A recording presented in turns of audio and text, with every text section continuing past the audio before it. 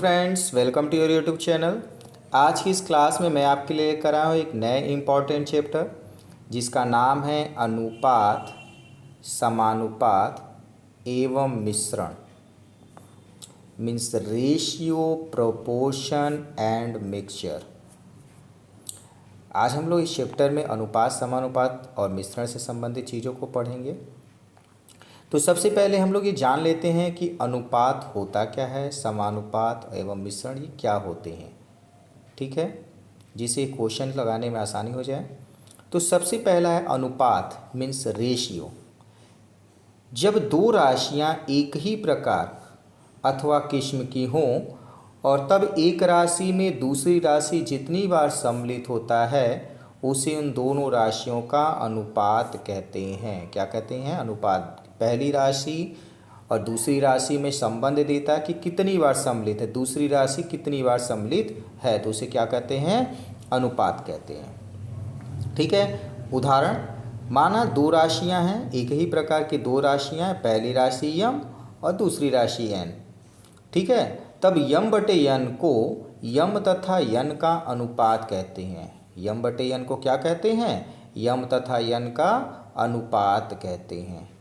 ठीक है, और इसे m अनुपाते यन, इस तरीके से दो बिंदु, दो डॉट के बीच में इस तरीके से यम और यन लिख देते हैं। यम और यन के बीच में दो डॉट लगा देते हैं, एक ऊपर एक नीचे। इसको क्या पढ़ते हैं? अनुपात। यम अनुपात यन लिखा जाता है। ठीक है, तथा यम अनुपात यन बोला जाता है। यहाँ यम क्या होता है? पूर्व पद, पहले लिखा है तो पूर्व पद, तथा यन क्या होता है? अंतिम पद कहलाता है। क्लियर हो गया यहाँ तक? अनुपात रेशियो क्लियर हो गया। चलिए नेक्स्ट क्या हुआ? अब है दूसरा मिश्रित अनुपात। मिश्रित अनुपात क्या होता है? नाम से ही क्लियर हो गया होगा। कंपाउंड रेशियो मीन्स मिश्रित अनुपात, यानी दो चीज़ों को मिलाकर बनाया गया है अनुपात। ठीक है, तो अनुपातिक संख्या के पूर्व पदों एवं अंतिम पदों की गुणनफल को मिश्रित अनुपात कहते हैं। यानी पूर्व पद और अंतिम पद, यानी पहले पद और दूसरे पद के गुणनफलों को क्या कहते हैं? मिश्रित अनुपात कहते हैं। यहाँ पर आप देखिए उदाहरण भी दिया हुआ है, जैसे 18 और 3 में पूर्व पद कौन सा होगा? 18 और अंतिम पद होगा 3। 8 और 13 में पूर्व पद 8, अंतिम पद 13। 16-15 में पूर्व पद 16, अंतिम पद 15, और 15-12 में पूर्व पद 15, अंतिम पद 12। तो क्या कहा है? गुणनफल किसका? पूर्व पदों का एक जगह और अंतिम पदों का एक जगह। तो पूर्व यानी पहला पद, पहले पद के यानी सभी को हम अंश में लिख देंगे और अंतिम पद को कहाँ करेंगे? हर में लिख देंगे। तो इस तरीके से आप लिख लेंगे 18, 8, 16, ठीक है, और 15। इन सभी का आप देखिए यहाँ पर अंश में लिख लेंगे और यहाँ पर कहाँ लिखेंगे? बची हुई चीज़ों को हर में लिख लेंगे। तो ये क्या हो गया? 3, 13, 15, 12। जब इसको सरल करेंगे तो आपका कुछ चीज़ें कट जाएंगी और जो बचेगा वो क्या आएगा? 64/13। इसी बचे हुए अनुपात को हम लोग क्या कहेंगे? मिश्रित अनुपात। गुणनफल के बाद जो भी राशि प्राप्त होगी अनुपात के रूप में उसे हम लोग क्या कहेंगे? मिश्रित अनुपात। क्लियर हो गया यहाँ तक? चलिए अगला देखते हैं। तो अगला आपका दिया हुआ है विलोम अनुपात। क्या होता है? अनुपात के प्रकार में एक है विलोम अनुपात। तो विलोम अनुपात क्या होता है? यदि दिया हुआ अनुपात यम तथा यन हो, यानी यम अनुपाते यन हो, तो इसका विलोमानुपात क्या लिख सकते हैं? 1/यम अनुपात 1/n, यानी 1/यम के अनुपात 1/n होगा। ये क्या है? यम यन का विलोमानुपात है। यम यन का विलोमानुपात है। क्लियर है यहाँ तक? चलिए अगला अनुपात देखते हैं। दो अनुपातों की तुलना। दो अनुपातों की तुलना कैसे करेंगे? तो दो अनुपातों की तुलना करने के लिए पहला, यदि यम संबंधे यन दिया हो, यानी यम अनुपाते यन दिया हो, बड़ा है पी संबंधे क्यू से। कब बड़ा होगा? यदि यम बटे यन बड़ा होगा पी बटे क्यू से। यम बटे यन बड़ा होगा पी बटे क्यू से। मीन्स यम और क्यू का गुणा बड़ा हो जाए यन और पी से तो हम लिख सकते हैं यम यन बड़ा होगा, यम अनुपाते यन बड़ा होगा पी अनुपाते क्यू से। ठीक है यहाँ तक। चलिए इसी तरीके से यम अनुपाते यन, दूसरा क्या दे रहा है, यम अनुपाते यन छोटा होगा पी अनुपाते क्यू से। कब होगा, यदि यम बटे यन छोटा हो जाए पी बटे क्यू से, अर्थात यम और क्यू का गुणा यन और पी के गुणनफल से छोटा प्राप्त हो। ठीक है, तो क्या हो जाएगा, पहला अनुपात और दूसरा अनुपात आपस में कैसे होंगे, पहला वाला छोटा और दूसरा वाला बड़ा हो जाएगा। यहाँ तक समझ में आ गया। जब भी दो अनुपात पूछेगा छोटा या बड़ा, तो इस तरीके से आप गुणनफल करके छोटा और बड़ा देखकर आप बता सकते हैं। अगला है अनुपातों का संयोजन। अनुपातों का संयोजन कैसे करेंगे, इसके लिए यम संबंधी यन, पहला अनुपात क्या दिया है, यम संबंधी यन तथा पी संबंधी क्यू के अनुपातिक संयोजन क्या होगा, यम पी यानी यम में पी का गुणा, पहले पहले पदों यानी पूर्व पदों का गुणा और अंतिम पदों के गुणनफल का अनुपात अनुपातिक संयोजन कहलाएगा। समझ में आ गया यहाँ तक। जब भी आपसे अनुपातिक संयोजन पर पूछेगा तो पूर्व पदों का गुणनफल अनुपात अंतिम पदों का गुणनफल अनुपातिक संयोजन होगा। ठीक है, इसी तरीके से घनानुपात पूछ ले आपसे, क्या पूछिए, घनानुपात किसका, यम संबंधी यन का घनानुपात क्या होगा।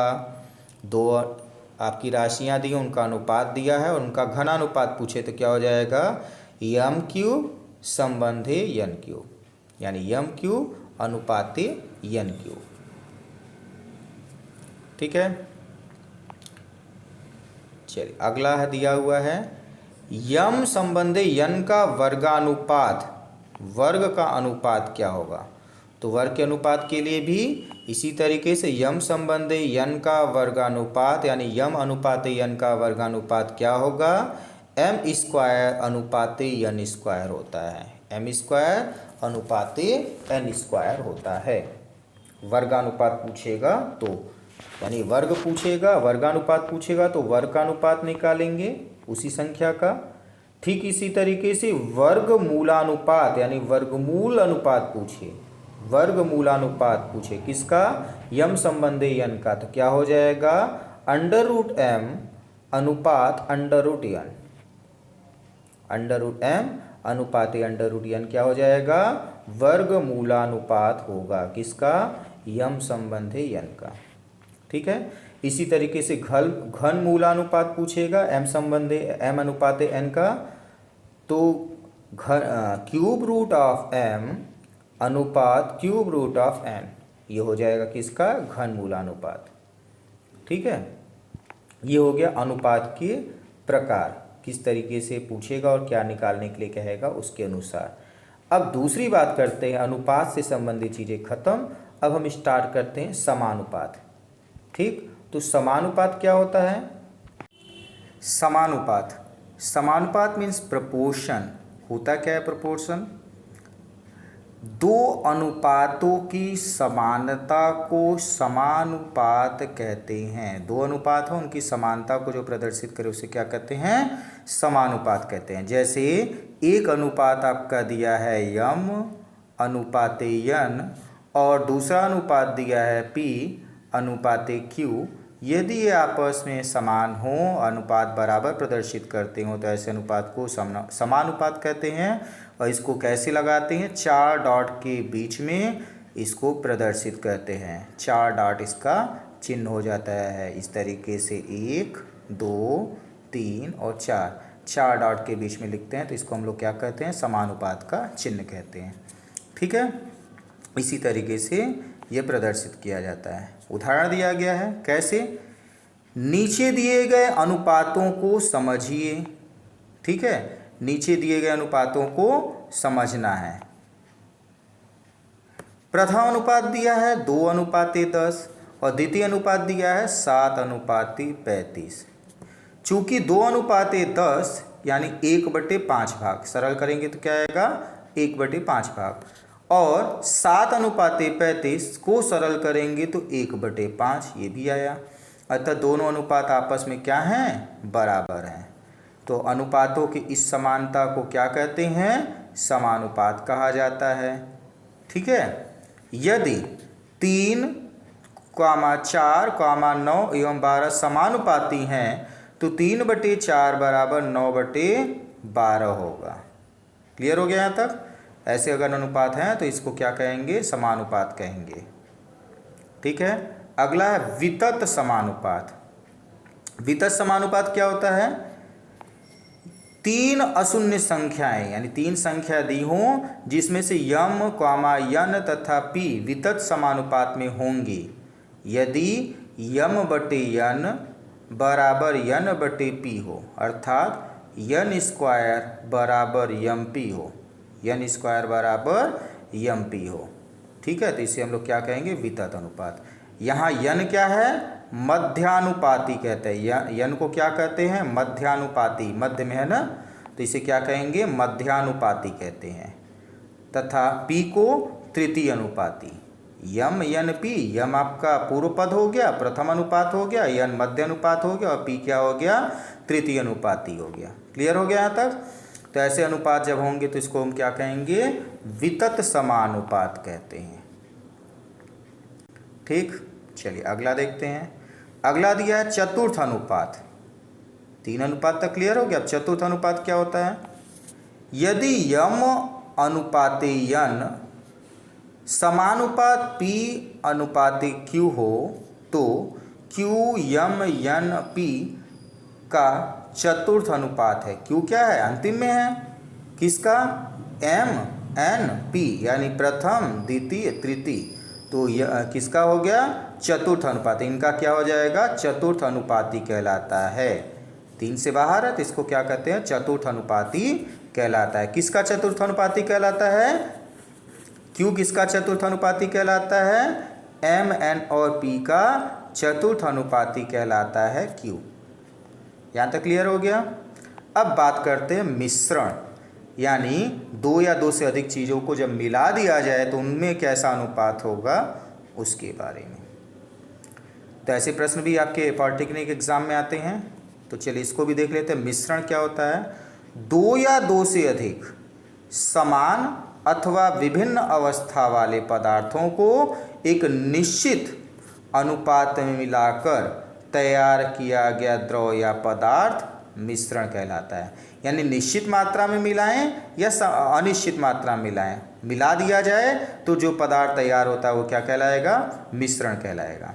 इनमें से प्रत्येक द्रव या पदार्थ की मिश्रित मात्रा को मिश्रण का एक विशिष्ट नियम से ज्ञात कर सकते हैं। यानी मिश्रण के नियम से इसको हम ज्ञात कर सकते हैं। यदि एक हमें पता हो और अंतिम पता हो तो मिश्रण के नियम से हम इसको ज्ञात कर सकते हैं कौन सी मात्रा मिलाई गई है, कितनी मात्रा में। ठीक है। इस नियम के अनुसार यदि A रुपये प्रति किग्रा वाले पदार्थ को P को, पदार्थ क्या है P, A रुपये प्रति किग्रा का है, और B रुपये प्रति किग्रा वाले पदार्थ वाले Q वाले के स्थान पर मिलाने पर मिश्रण का कुल मूल्य A रुपये प्रति किग्रा हो जाए। पहला क्या था, A रुपये किग्रा था, पदार्थ था P। ठीक है। दूसरा क्या है, B रुपये है और पदार्थ की कौन सा है, Q। इन दोनों को मिला दिया जाए तो मिश्रण का मूल्य A रुपये प्रति किग्रा हो जाता है। मिश्रण क्या हो जाता है, A रुपये, कैपिटल A रुपये प्रति किग्रा हो जाता है। तो जिस अनुपात में P Q की मात्रा मिलाई जाती है वह होता है A capital A minus B अनुपात स्मॉल a माइनस A। ठीक है। Small a minus capital A होता है। यहाँ A is greater than B होता है, तब के लिए फार्मूला रहेगा। इसे निम्नलिखित आरेख द्वारा समझा जा सकता है। ठीक है। शॉर्ट ट्रिक में हम लोग इसी मेथड का यूज़ करेंगे जब भी मिश्रण 2 या 2 से अधिक पदार्थों को मिलाएगा तब। ठीक है। यहाँ पर क्या है, A P आपका पहला पदार्थ है जो कि यहाँ पर मान लिया महंगा पदार्थ है, और Q यहाँ पर दूसरा पदार्थ है जो सस्ता पदार्थ है। P का मूल्य A रुपये प्रति किग्रा है और Q का मूल्य B रुपये प्रति किग्रा है। स्मॉल ए स्मॉल बी प्रतिकिग्रा है। इन दोनों को मिलाकर एक नया पदार्थ मिल गया जिसका मूल्य ए रुपये प्रतिकिग्रा है। ठीक है, तो मिश्रण का मूल्य ए रुपये प्रतिकिग्रा हो गया। तो किस अनुपात में मिलाया गया, तो इसके लिए क्या हो जाएगा, कैपिटल ए माइनस बी अनुपात small A minus capital A, ये हो गया मिश्रण का अनुपात। ठीक है, जब भी मिश्रण का अनुपात निकालना होगा यही फार्मूला हम लोग लगाएंगे। चलिए इसमें कुछ महत्वपूर्ण तथ्य भी देख लेते हैं। तो पहला महत्वपूर्ण तथ्य आपको दिया हुआ है, यदि दो संख्याएं a और b के बीच मध्य समानुपात संख्या यक्स हो तो a संबंधे यक्स यानी a अनुपाते यक्स समानुपाते यक्स अनुपाते b या यक्स स्क्वायर बराबर ए बी होता है। यक्स स्क्वायर बराबर क्या होता है, ए बी होता है। यानी मध्य पदों का गुणनफल, ठीक है, बराबर क्या होगा, पहले और अंतिम पदों के गुणनफल के बराबर होगा। मीन्स यक्स स्क्वायर बराबर ए बी हो जाएगा, अर्थात यक्स बराबर कौड़ी में ए बी आ जाएगा। क्लियर हो गया तक? उम्मीद करते हैं समझ में आ गया होगा। अब इस पर हम लोग क्वेश्चन सॉल्व करेंगे तो और अच्छे से क्लियर हो जाएगा। चलिए दूसरा महत्वपूर्ण तथ्य क्या है, यदि ए और बी की तृतीय समानुपाती संख्या यक्स हो, ए और बी की तृतीय समानुपाती संख्या यक्स हो तो ए अनुपाते बी समानुपात बी अनुपाते यक्स या एक्स बराबर बी स्क्वायर होगा। मीन्स एक्स बराबर क्या हो जाएगा, यक्स की वैल्यू कैसे निकालेंगे, बी स्क्वायर बटे ए से। कब, जब यक्स क्या हो, तृतीय अनुपात हो। ठीक है, इसी तरीके से आगे क्या दे रहा है, तो अगला दे रहा है, यदि m को क्या करना है, यदि रुपया m है, m को a संबंधे b c संबंधे d के अनुपात में बांटना हो, यानी a अनुपाते b अनुपाते c अनुपाते d में बांटना हो, तो पहला भाग यानी a को मिला हुआ भाग क्या होगा, तो a upon a plus b plus c बटे में d मल्टीप्लाई m, यानी a का अनुपात बटे में अनुपातिक योग और मल्टीप्लाई संपूर्ण धन। ठीक है, इस तरीके से आपको पहला भाग, यही दूसरा भाग निकालना होगा तो अनुपातिक योग आपका वही रहेगा और अंश में कौन आ जाएगा, b, जिसका निकालना है। ठीक है, तो b बटे में अनुपातिक योग मल्टीप्लाई में m। ठीक इसी तरीके से बदलता जाएगा तीसरा भाग और चौथा भाग, अंश में केवल आपके अंश का मान बदल जाएगा, c और d आ जाएगा, नीचे अनुपातिक योग और सामने आपका मल्टीप्लाई में कौन रहेगा, संपूर्ण धन। क्लियर है? चलिए अगला दे रहा है, यदि a संबंधी b समानुपात c संबंधी d हो, a संबंधी b हो और समानुपात c संबंधी d हो, तो क्या करना है, अंतरानुपात निकालने के लिए फार्मूला क्या होगा, a माइनस बी अनुपाते b समानुपात c माइनस डी अनुपाते d कर देंगे तो अंतरानुपात आप लोग को मिल जाएगा। क्या मिल जाएगा, अंतरानुपात। ठीक है, जब भी अंतरानुपात देगा समानुपात का दिया रहे तो क्या करेंगे, a माइनस बी अनुपाते b समानुपात c माइनस डी अनुपाते d लिख देंगे। ठीक इसी तरीके से योगांतर अनुपात पूछेगा तब योग गांतर अनुपात, यानी योग भी है अंतर भी है, तो a प्लस बी करते हैं, अनुपात a माइनस बी हो जाता है, समानुपात c प्लस डी करते हैं और अनुपात c माइनस डी हो जाएगा। ठीक है, ये फार्मूला एक जगह नोट कर ले आप लोग कॉपी पर, आगे चलकर ये आपके लिए बहुत ही महत्वपूर्ण हो जाएगा। चलिए अगला क्या दिया हुआ है, यदि a अनुपाते b, यदि a अनुपाते b और समानुपात c अनुपाते d हो तो a इंटू डी बराबर b इंटू सी होता है। a इंटू डी यानी बाएं पदों का गुणनफल और मध्य पदों के गुणनफल के बराबर होता है। ठीक है, यानी पहले और चौथे पद का गुणनफल दूसरे और तीसरे पद के गुणनफल के बराबर हो जाएगा, जब चार अनुपात आपके दिए हों, समानुपात में दिए हों तो। चलिए अगला क्या कह रहा है, यदि यक्स रुपये प्रति किग्रा वाली महंगी वस्तु यक्स को y रुपये प्रति किग्रा वाली वस्तु y के साथ मिश्रित करके मिश्रण का मूल्य z रुपये प्रति किग्रा प्राप्त हो तो सस्ती वस्तु की मात्रा बटे महंगी वस्तु की मात्रा बराबर हो जाएगा x माइनस जेड बटे जेड माइनस वाई। ये आपका एक फार्मूला मिल जाएगा। क्या हो जाएगा? x minus z upon Z minus Y. ठीक है, महंगी माइनस मिश्रण बटे में मिश्रण माइनस सस्ती वस्तु का मूल्य कर देंगे तो सस्ती वस्तु बटे में महंगी वस्तु की मात्रा आपको मिल जाएगी। क्लियर है यहाँ तक? ठीक इसी तरीके से द्रव के लिए हो जाएगा। क्या कह रहा है? यदि x लीटर के द्रव में y लीटर की द्रव निकालकर उसके स्थान पर y लीटर पानी मिला दिया जाए। क्या है? x लीटर का द्रव है, उसमें y लीटर द्रव निकाल दिया जाता है और y लीटर पानी मिला दिया जाता है तो पुनः y लीटर द्रव निकालकर फिर से क्या करता है? y लीटर निकालकर इतनी ही मात्रा में अंतः द्रव की मात्रा मिला दिया जाए तो इस प्रकार यह क्रिया n बार दोहराई जाए। यानी n बार हम क्या करते हैं? एक बार y लीटर निकालते हैं, द्रव निकालते हैं, फिर से उसमें y लीटर पानी मिला देते हैं, फिर y लीटर द्रव निकालते हैं, y लीटर पानी मिलाते हैं तो अंत में द्रव की मात्रा कितनी होगी? तो क्या हो जाएगा? x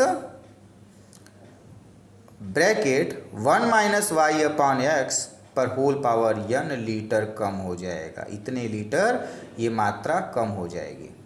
ठीक है, उम्मीद करते हैं आपको समझ में आ गया होगा। चलिए अब हम लोग कुछ इससे इम्पोर्टेंट क्वेश्चंस को देखते हैं जिससे आपको ये चैप्टर और आसानी से समझ में आ जाए। तो इस चैप्टर का पहला इम्पोर्टेंट क्वेश्चन आपको दिया हुआ है दो संख्याओं, कैसा है? दो संख्याओं के अनुपात 3:4, 3:4 के अनुपात में दिया है।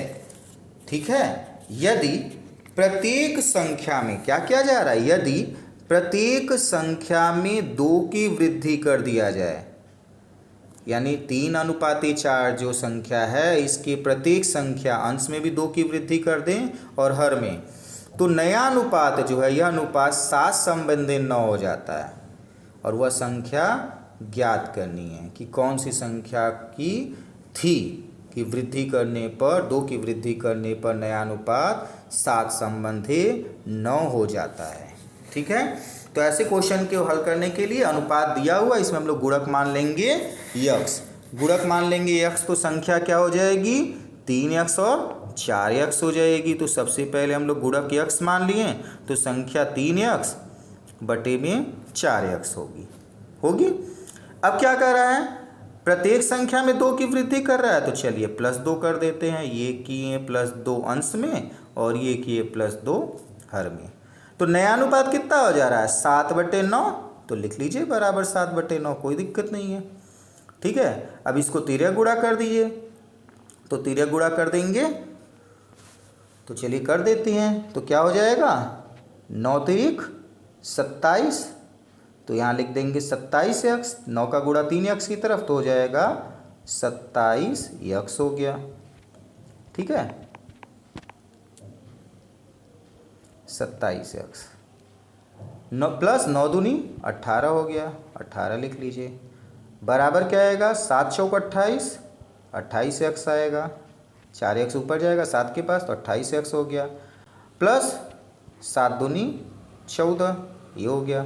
अब इसको सरल कर दिए, 27x इधर आया, 28 के x के पास तो 28 - 27 बराबर 1x। ठीक है, ये हो गया 1x। 14 आपका 18 के पास गया तो 18 - 14 बराबर 4। तो x बराबर क्या आ गया? 4। लेकिन हमसे x तो पूछा नहीं था कि x का मान बताइए, हमसे संख्याएं पूछा था। तो संख्या 3x बटे क्या है? 4x। तो जरा सा और सरल करते हैं हम लोग। क्या जाएगा? 3x बटे में 4x संख्या था, 3 के प्लेस पर 3 लिख देते हैं और x के प्लेस पर हम लोग क्या लिख देंगे? 4 निकाले हैं x का मान, बटे में 4 के स्थान पर 4 और x के स्थान पर क्या लिख देंगे? 4। तो 3 चौके क्या हो जाएगा? 12। क्या हो गया? 12 और 4 चौके 16, तो 12 और 16 हो गया। ठीक है, तो संख्या कौन सी है? संख्या क्या है? 16। कौन सी संख्या है? 16। संख्याएं ज्ञात करना था, दो संख्या 3 4 के अनुपात में, तो संख्याएं क्या है? 16। ठीक है, 12 16 है। आंसर में आपका 16 दिया हो तो 16 वाला ऑप्शन सी इसका राइट आंसर हो जाएगा, 12 16। ठीक है, तो 12 यहाँ नहीं लिखा हो तो यहाँ पे 12 भी रहेगा, 12 और 16 इसका आंसर हो गया। उम्मीद करते हैं क्वेश्चन आप लोग को समझ में आ गया होगा। ठीक है, चलिए अगला क्वेश्चन इसी तरीके से देखते हैं क्या दिया हुआ है। तो अगला क्वेश्चन आपका दिया हुआ है, यदि, क्या दिया हुआ है? यदि ए और अनुपाते बी, ए अनुपात बी दिया हुआ है 2 अनुपाते 3 के, कॉमा बी अनुपाते सी दिया हुआ है 4 अनुपाते 5 के, तो सी अनुपात ए का मान कितना होगा? ए और अनुपात बी में दिया हुआ है कितना आपको? चलिए ए अनुपाते बी कितना दिया हुआ है?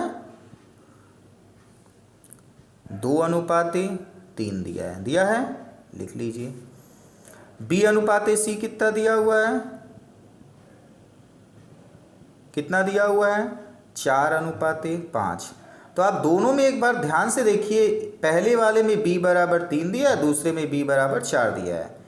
ठीक है, अगर ये दोनों मेरा किसी तरीके से बराबर हो जाए तो बराबर करने के लिए क्या करते हैं हम लोग? संख्याओं का एलसीएम ले लेते हैं। तो 3 4 का एलसीएम 12। ठीक है, तो 3 में किस संख्या से गुणा करें 12 आ जाए? तो आप देखेंगे ए संबंधी बी निकाल लेते हैं, ऐसा करते हैं दोनों बराबर आ जाए। तो इसमें हम लोग क्या करते हैं, पहले वाले अनुपात के दोनों में गुणा कर देंगे, किससे हम लोग? 12 लाने के लिए 4 से, और दूसरे वाले में किससे गुणा कर देंगे? 3 से। तो ए अनुपाते बी क्या हो जाएगा? ए अनुपाते बी हो जाएगा 4 दूनी 8 और अनुपाते 3 चौके 12। ठीक है, इसी तरीके से बी अनुपाते सी क्या हो जाएगा आपका? बी अनुपाते सी हो जाएगा, 3 से गुणा होगा, 3 चौके 12 और 5 तिहाई 15। बी देखिए दोनों जगह बराबर आ गया, बराबर आ गया, यानी 8 अनुपाते 12 अनुपाते 15 आ गया। किसका मान? ए संबंधी बी संबंधी सी का। ए संबंधी बी संबंधी सी बराबर आ गया 8 अनुपाते 12 अनुपाते 15। इसमें आपस में संबंध निकल गया। अब पूछा क्या था आपसे? आपसे पूछा है कि सी और ए में, तो पहले हम सी का अनुपात लिखेंगे 15 और बाद में किसका अनुपात लिखेंगे? ए का 8। तो 15 अनुपाते 8 इसका आंसर हो जाएगा, 15 अनुपाते 8। ठीक है, तो 15 अनुपाते 8 कौन सा आंसर है? तो आप देख रहे हैं ऑप्शन नंबर बी 15 अनुपाते 8 है, जो कि राइट आंसर है। ठीक है, ध्यान दीजिएगा, 15 अनुपाते 8 है, 8 अनुपाते मत 15 करिएगा, नहीं तुरंत गड़बड़ हो जाएगा, क्योंकि 8 अनुपाते 15 किसका आंसर होगा? ए अनुपाते सी का। और आपसे पूछा क्या है? सी अनुपाते। तो दोनों आंसर यहाँ लिखा हुआ है, तो इस ऐसे समय पे बहुत ध्यान से आंसर को देखना चाहिए। तो आंसर क्या आएगा आपका? 15 अनुपाते 8, सी अनुपाते ए बराबर 15 अनुपाते 8। ऑप्शन बी राइट आंसर है, ए नहीं। उम्मीद करते हैं क्वेश्चन भी आपको समझ में आ गया होगा। चलिए अगला क्वेश्चन, क्वेश्चन नंबर 3 देखते हैं क्या दिया हुआ है। तो क्वेश्चन नंबर 3 दिया हुआ है 8 अनुपाते 21 समानुपात 13 अनुपाते 31 में क्या जोड़ा जाए कि योगफल समानुपात हो जाए? ये पहले से समानुपात है, ध्यान दीजिएगा, और कह रहा है इसमें और क्या जोड़ दें कि योगफल समानुपात हो जाए। तो बहुत ही सिंपल क्वेश्चन, जैसे अभी हम लोग पहले क्वेश्चन में जोड़े थे, तो यहाँ पर हम सभी में जोड़ेंगे। तो क्या जोड़ेंगे? एक नई संख्या मान लेते हैं m, n कुछ भी मान लीजिए, तो हम मान लेते हैं m जोड़ना है, तो लिखेंगे 8 प्लस m बटे 21 प्लस m, क्योंकि 8 बटे 21 होता है अनुपात, बराबर लग जाएगा, समानुपात है इसलिए बराबर लगा देंगे। तो फिर से लिखेंगे 13 प्लस m अपान 31 प्लस m लिख देंगे। यहाँ तक समझ में आ गया? बस इसको सरल कर दीजिए, आंसर आ जाएगा। तो सरल करने के लिए पहले तिर्यक गुणा होगा, तो 8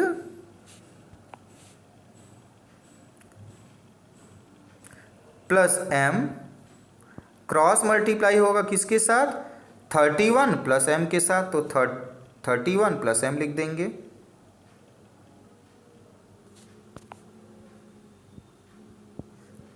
बराबर क्या हो जाएगा, तो 13 प्लस एम, और क्रॉस मल्टीप्लाई में कौन आएगा, 21 प्लस एम। ठीक है, ये हो गया। अब इसको हम लोग थोड़ा सा मल्टीप्लाई करते हैं और सरल करते हैं। तो जैसे मल्टीप्लाई करके सरल करेंगे तो 8 में 31 का मल्टीप्लाई करेंगे तो 8 1 का 8 हो जाएगा। ठीक है, 8 1 का 8 हो जाएगा, और 8 3 24, तो 248 हो गया। फिर 8 का यम में करेंगे 8 एम, और 31 का यम में करेंगे 31 एम। 31 एम और 8 एम कितना हो जाएगा आपका, ठीक है, 31 एम और 8 एम आपको जोड़ देंगे तो 31 और 8 हो जाएगा आपका 39। तो 39 एम लिख लेते हैं इसको, प्लस एम में एम का मल्टीप्लाई क्या हो जाएगा, एम स्क्वायर। यहाँ तक समझ में आ गया। ठीक इसी तरीके से हम दाहिने पक्ष का भी कर लेंगे। तो दाहिने पक्ष का क्या हो जाएगा, तो 13 मल्टीप्लाई 21 करेंगे तो 13 से 21 का मल्टीप्लाई कितना हो जाएगा, 273, तो 273 आपका हो जाएगा। फिर 13 एम प्लस 21 एम, तो 13 और 21 कितना हो जाता है आपका, 21 प्लस 3 24 और 10 34। ठीक है, तो 34 हो जाएगा m के साथ प्लस एम स्क्वायर। तो एम स्क्वायर आपका दोनों पक्षों में है, बाएं पक्ष में और दाहिने पक्ष में कैंसिल। फिर सिंप्लीफाई करेंगे तो 39m माइनस 34 पश्चांतर होगा। तो चलिए लिख देते हैं, अच्छा 39m minus 34m is equal to 273 minus 248। बस सब्ट्रैक्ट कर दीजिए, आपका आंसर आ चुका है। 39 माइनस 34 कितना आ जाएगा, 5m। आप इसको 5m पहले लिख लीजिए। बचा क्या, तो बचा हुआ है आपका 273 माइनस 248, सब्ट्रैक्ट कर देंगे तो कितना आ जाएगा, 25 लिख लीजिए बस। तो m इज इक्वल टू क्या आ गया, 5 आ गया ना। क्रॉस मल्टीप्लाई कर दीजिए, 25/5 is equal to 5, m is equal to आ गया 5। m की वैल्यू आ गई 5। क्या पूछा था आपसे, क्या जोड़ा जाए कि योगफल समानुपात हो जाए। तो जोड़ने के लिए हमने संख्या माना था m, यानी आंसर आ गया जोड़ने के लिए 5 चाहिए। क्या चाहिए, जोड़ने के लिए 5 चाहिए। तो answer m is equal to 5 है, आपका आंसर आ गया ऑप्शन सी। उम्मीद करते हैं क्वेश्चन भी आपको समझ में आ गया होगा। ऐसे क्वेश्चन आपके एग्जाम्स में आते हैं। ठीक है, तो चलिए अगला क्वेश्चन देखते हैं। तो अगला क्वेश्चन आपका मिश्रण संबंधित प्रश्न है। ठीक है, और वो दिया हुआ है क्वेश्चन नंबर 4 में कि 15 रुपये प्रति किग्रा और 20 रुपये प्रति किग्रा वाली चाय को किस अनुपात में मिलाया जाए। यानी 15 रुपये वाली किग्रा वाली चाय ले रहा है, 20 रुपये किग्रा वाली चाय ले रहा है, और दोनों को क्या कर दे रहा है, मिला दे रहा है। और मिश्रण को कितने रुपए में बेच रहा है, 16 रुपये 50 पैसे प्रति किग्रा, यानी 16.50 रुपये प्रति किग्रा की दर से बेच रहा है।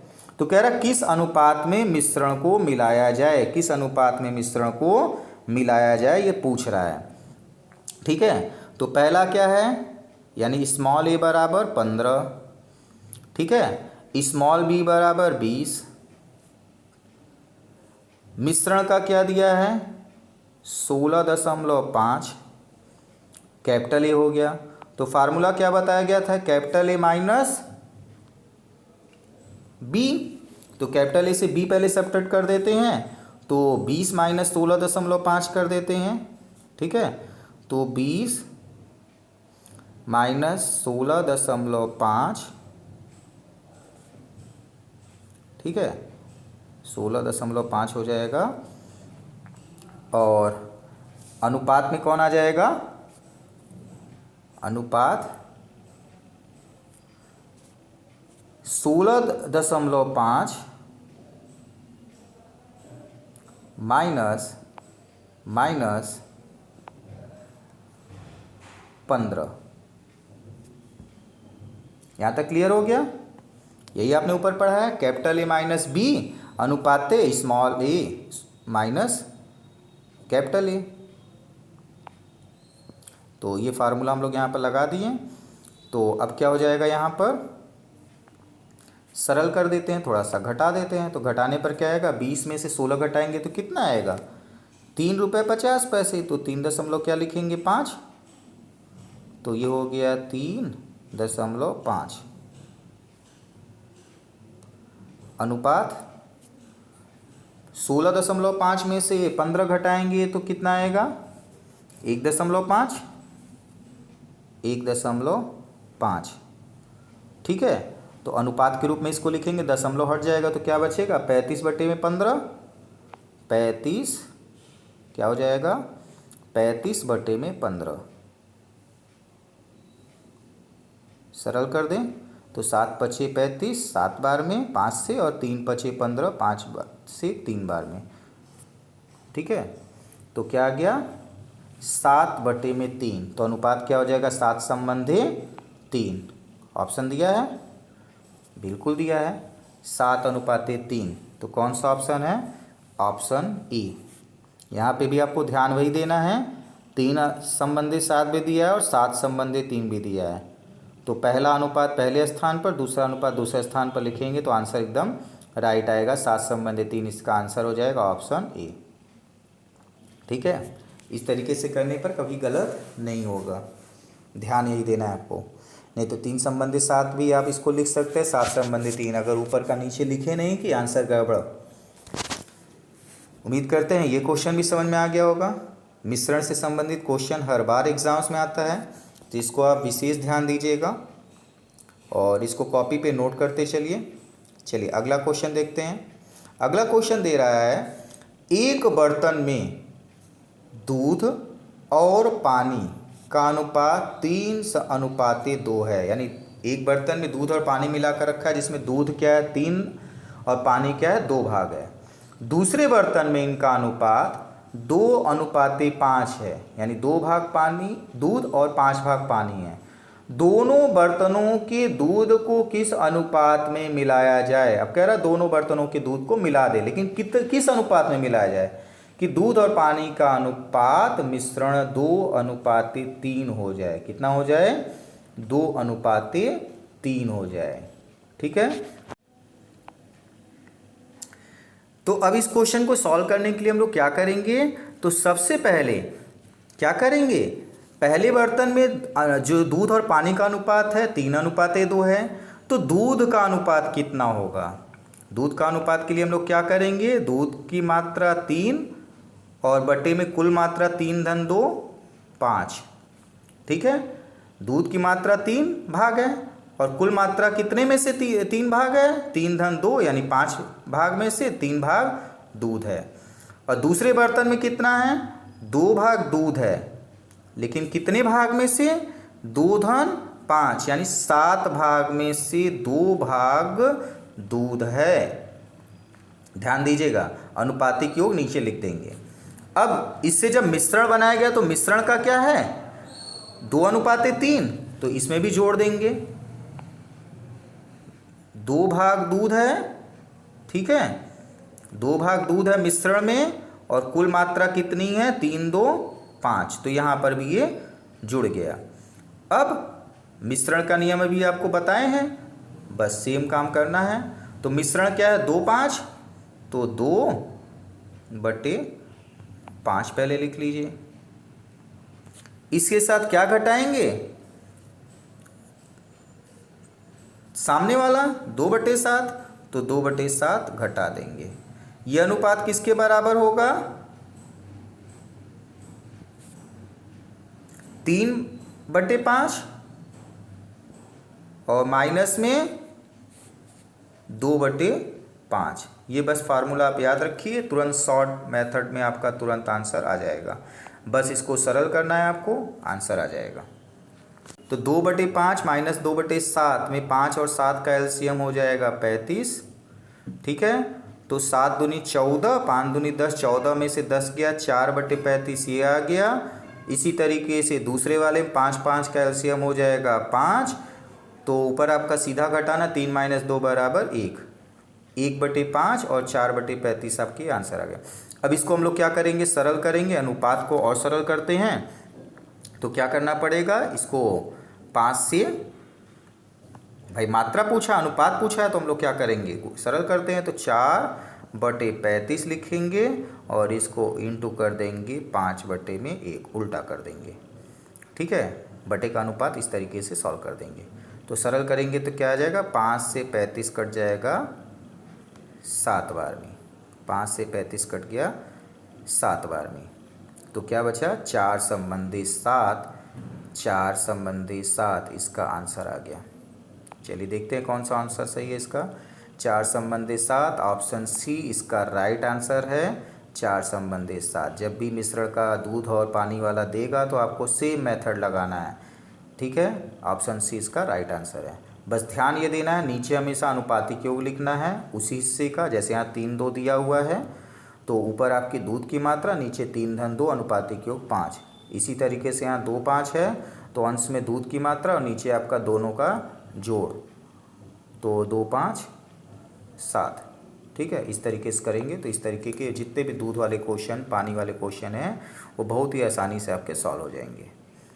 ठीक है, इस तरीके से आज के लिए हम लोग इतने इम्पॉर्टेंट क्वेश्चंस को देखते हैं। फिर हम लोग अगले दिन कुछ नए इम्पॉर्टेंट क्वेश्चंस जो आपके एग्ज़ाम्स में आते हैं बार बार, उस पर हम लोग प्रैक्टिस करेंगे। आज के लिए इतना ही। Thank you.